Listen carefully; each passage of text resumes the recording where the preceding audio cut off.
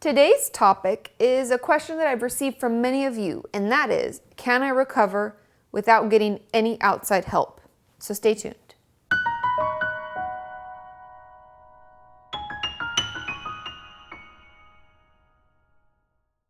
So like I said, the question is one that comes from many of you, and I understand that a lot of us get concerned and we worry about reaching out and we wonder what that's going to be like, or many of us are limited by funds because we all know getting help can be very expensive, especially if we don't have insurance. So what do we do?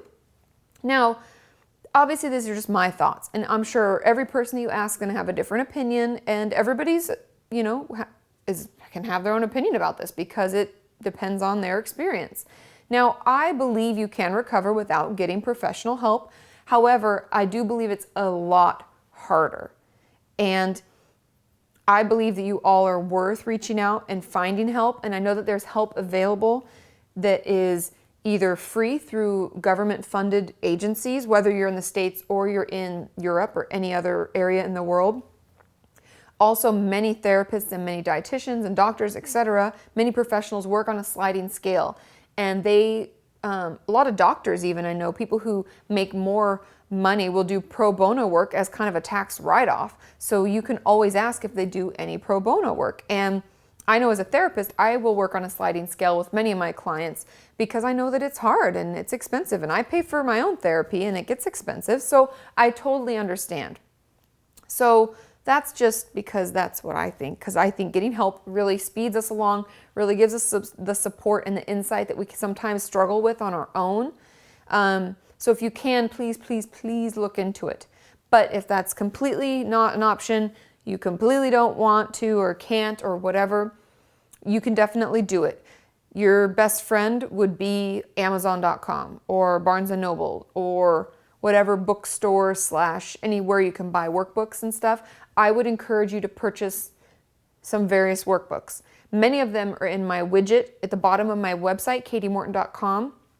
I recommend a DBT workbook that follows Marsha Linen's whole DBT thinking, and it's a great workbook. I have it in my widget.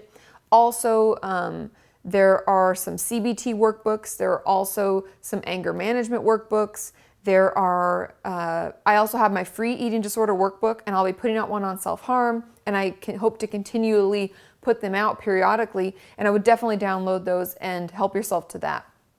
And once you have all of these different workbooks and you're watching my videos and you can create a recovery journal, I believe that you will have the tools that you need to work on recovery. But the issue that I find with a lot of my clients who've tried to do it on their own before they actually came in to see me, is that we don't really make time for it. So the first thing that I would ask you to do, well, actually, I guess the second thing. The first thing would be to purchase the workbooks and look on my website, get a journal, get a DBT workbook, download my free eating disorder workbook and my self-harm one when I put it out, if that's something that, depending on what you struggle with. And then I would ask you to set a time each week where you work on it. Now, I know that sounds really rigid and you're like, Katie, it's a schedule and blah. But if we don't set the time, we won't do it. And we have to have a plan. And part of me has always believed that the schedule that we keep, like a lot of my clients always have Tuesdays at 4 or whatever their time slot is, and they always see me Tuesdays at 4. And I think that we begin to mentally prepare for that appointment Tuesday at 4. So if you can set a time each week and hold to it, like you're going to the doctor's and you can't cancel, then you will see the success happening faster.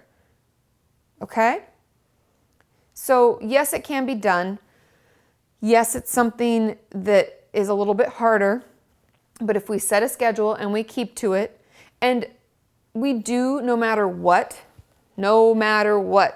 you need to make an appointment with your doctor and at least get a physical. You need to get checked out. We need to get our blood levels checked. Remember, I believe I talk about it in my video with Kate in the results of your eating disorder. We talk about how it can harm us physically and what's going on. And a lot of times, if we're not taking care of ourselves, we need to make sure that physically we're okay before we start working on ourselves mentally, right? Because some mental things can actually be caused by things that are happening to us physically.